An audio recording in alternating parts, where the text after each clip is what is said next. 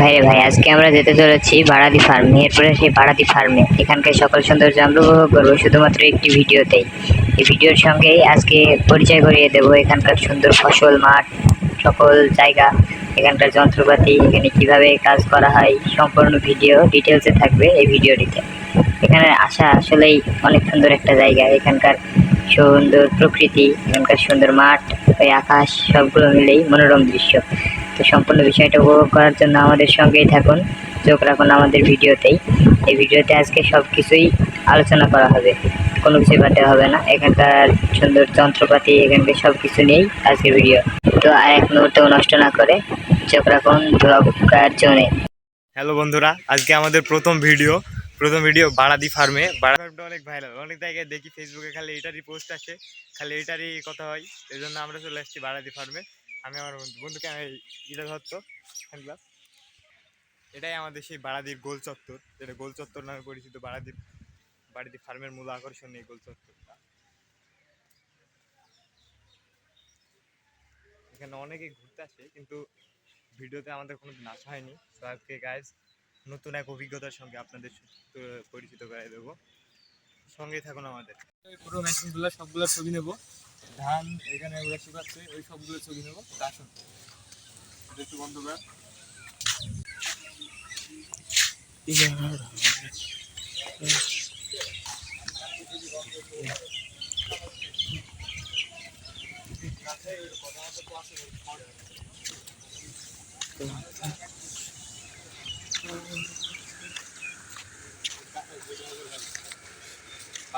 বারাদি farm আমাদের ধান চাষের জন্য অনেক বিখ্যাত। বাংলাদেশের সকলেই বারাদি ফার্মের নাম কম বেশি শুনছে। বারাদি ফার্ম এবং চিতলা ফার্ম আমাদের বাংলাদেশে বিশেষ একটি ব্যাপক চাহিদা ফেলেছে। বারাদি ফার্মে এসবিডিসি এর সকল বীজ পাওয়া যায়, যে বীজগুলো নিজের জমি থেকে উৎপাদন করে শুকিয়ে তৈরি করা হয়।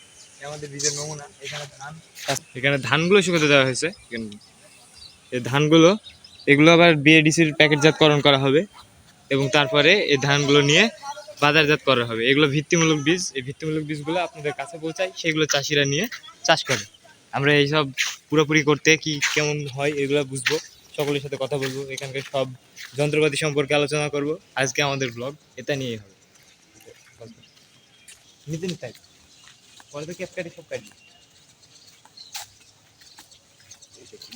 এটাই আমাদের ধান লাগানো মেশিন। যেহেতু আমরা এতদিন ধান লাগানো মেশিনের সঙ্গে বেশি জন পরিচিত না, তবে আজকে এটাই আমাদের মূল আকর্ষণ ছিল, ধান লাগানো মেশিন। বাংলাদেশে লঞ্চ হয়ে গেছে, কিন্তু এই ধান লাগানো মেশিনটা এখন সব জায়গায় পৌঁছায়নি। এটা একটু আনকমন ছিল। আমরা চলে আসছি বারাদি ফার্মের জমিতে। বারাদি ফার্মের জমি সহ এখানে অনেক দূর বিস্তৃত, সেটা সম্পর্কে ভিডিও হবে। আর যারা যারা এই আশেপাশি এলাকার, তারা সিগারেট খাওয়ার জন্য একটা আদর্শ জায়গা। যদি এখানে মাঝে মধ্যে অনেকে সিগারেট খাইতে আসে, মদ খাইতে আসে, এটা একটা আদর্শ জায়গা। এখানে বসে আপনারা ভালো মতন সিগারেট খেতে পারেন। বারাদির একটা সবচেয়ে মানে আমাদের একটি সবচেয়ে গর্বের বিষয় আছে যে বারাদিতে একটা ভাইরাল গাছ আছে। গাছটার নাম গাব গাছ। এই গাব গাছটা প্রায় 100 বছর পুরনো। আপনারা দেখলে বুঝতে পারবেন। এই গাব গাছটা আপনারা 5 জন মিলেও বেড় পাবেন না। যদি এইভাবে বেড় নিতে হয় তো 5 জন লাগবে, 5 জন। গাছটারই একটা ফুটেজ দিয়েছি, এটা গাব গাছ। এই যে আমার পিছনের এই গাছটাই সেই গাব গাছ। কেমন লাগছে বন্ধু?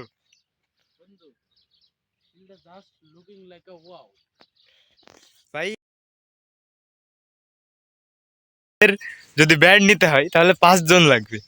এইদিকে আমাকে ঘুরতে কত সময় লাগতেছে। এটা শুধুমাত্র একটা গাছ, জাস্ট এ ট্রি। এটা একটাই গাছ। দেখে মনে হবে হয়তো আমি মিথ্যা বলছি, কিন্তু ভালো করে দেখেন। দেখেন আমার জিসান বন্ধু এত মোটা, 58 কেজি ওজন ছিল ছোটবেলায়। সেই বন্ধু এই গাছের তুলনায় একটা কাঠি মনে হয় খালি। গাছটা আসলেই আমাদের একটা ঐতিহ্যবাহী গাছ। আজ এখানেই শেষ আমাদের বারাদি ফার্মের ট্যুর। আরো সামনে আছে, বাকিটুকু আমরা ওই জায়গায় যে আপনাদের সঙ্গে পরিচয় করিয়ে দিচ্ছি আজকে নতুন এক অভিজ্ঞতার সঙ্গে। সঙ্গেই থাকুন ভাই। আমরা অবশেষে বারাদির সামনে। এত রোদ্রের ভিতরে দেখতেই পাচ্ছেন যে উপরে তাকানো যাচ্ছে না, তো এই উপরের মেঘটাই দেখা যাচ্ছে।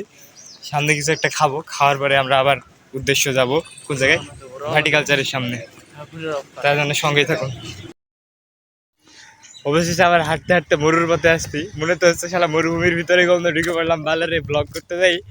তো তারপরে জানি না কি অবস্থা হবে, তো পানি কিনে নিয়ে আবার হাঁটা ধরছি। যাবো কোন জায়গায় ভাই উদ্দেশ্য? একটা পানি কিনছি, না যাবো কোন জায়গায়, সামনে কোন জায়গায় যাচ্ছি? পানির ভিতর কি মিশিয়েছি?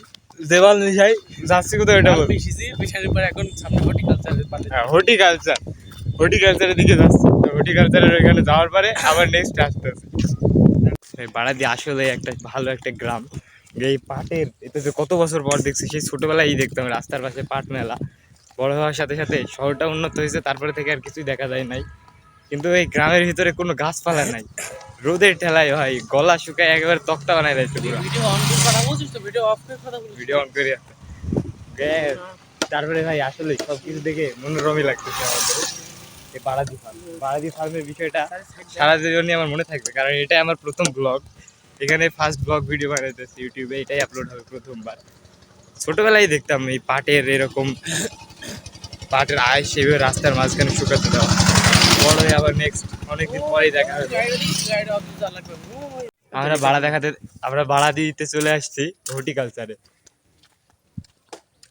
হর্টিকালচার ভবন। এটাই সে হর্টিকালচার সেন্টার। এটার জন্য তখন থেকে আমরা হাঁটতে হাঁটতে আসতে আসতে। এই জায়গাটা আর আসলে মনোরম দৃশ্য। এধারে ফুলের গাছ লাগানো আছে অনেক, সামনে আরো ভালো ভালো জায়গা আছে। সবগুলোর সঙ্গে আমরা পরিচিত হব ধীরে ধীরে। জীবনে একটা মনে হয়ে থাকবে, ছাপ হিসেবে থাকবে, কারণ আমার জীবনের প্রথম ব্লগ এই হর্টিকালচার থেকে শুরু, এই বাড়াদি থেকেই শুরু। আমি আর আমার বন্ধুদের সাথে এই বাড়াদিতেই প্রথম ব্লগ করতে আসছি। একটু সাপোর্ট করেন। আমার নানি বাড়ি ওইখানে।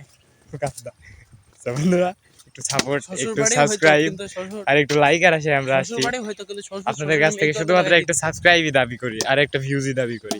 ভাই বুঝছেন, শ্বশুর বাড়িটা মেয়ে আসছো ভাই সামনে মেয়ে আছে, ওইটার ভিডিও আমরা নেব। সবকিছু সঙ্গে থাকে না আমাদের সাথে। এটা কি এটা ঘুঘু না কিছু এই জায়গাটা কেসু চাষ হয় ঝিনুক চাষ করে নাকি ভিতরে? না ভাই, সামনে কিছুই তো সামনে নেই। সুন্দর সুন্দর বিয়ে আছে, ওইটার সাথে আপনাদের পরিচয় করাই দেবো। কিছুই তো নেই কোনো বন্ধু। প্যারা নিয়েন না, হয়তো মেয়ের মাও আছে ওইখানে, কামরাঙ্গা। দেখা যাক।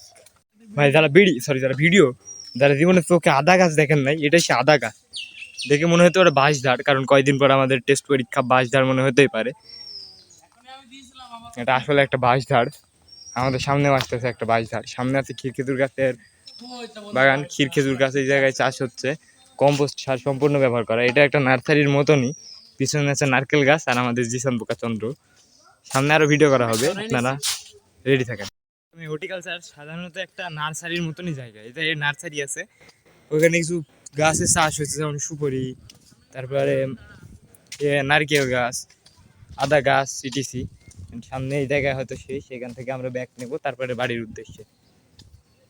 বৃষ্টিটাকে জড়িয়ে ধরে আজও কেঁদেছি, চোখের পানি মুছে দেবে বলে আর ভাবিনি।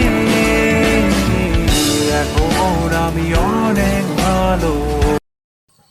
তো এই ছিল আমাদের ভিডিও, আজকের ভিডিও বাড়াদি ফার্ম এবং বাড়াদি হর্টিকালচার এই সংক্রান্ত ভিডিও নিয়ে আমরা চলে আসছিলাম আজকে আপনাদের সামনে। নতুন একটা অভিজ্ঞতা শেয়ার করলাম। আসলে এই জায়গাটা অনেকই মনোরম ছিল।